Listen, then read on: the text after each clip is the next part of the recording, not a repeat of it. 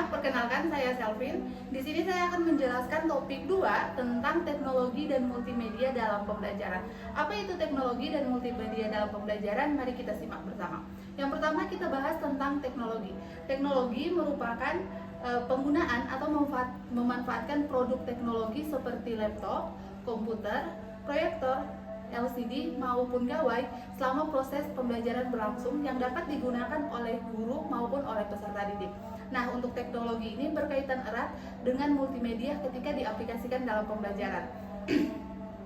Multimedia di sini dapat berupa media yang digunakan oleh guru untuk menciptakan ruang belajar yang interaktif.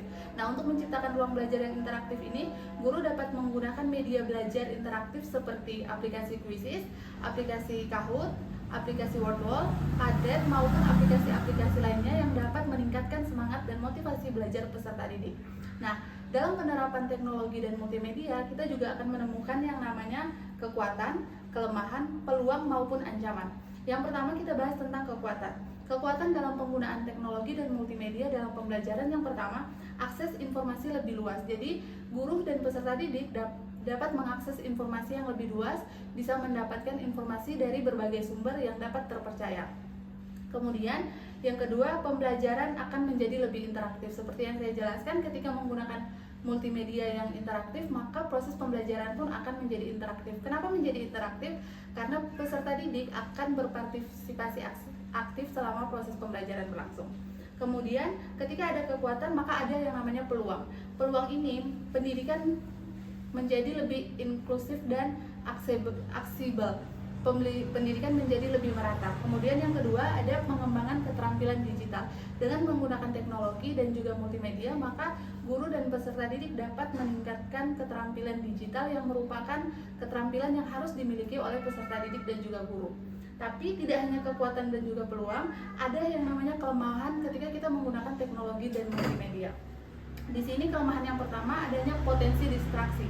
Adanya potensi distraksi ketika penggunaan multimedia dan teknologi dalam pembelajaran ini, di mana peserta didik dapat mengakses hal-hal lain di luar dari pembelajaran.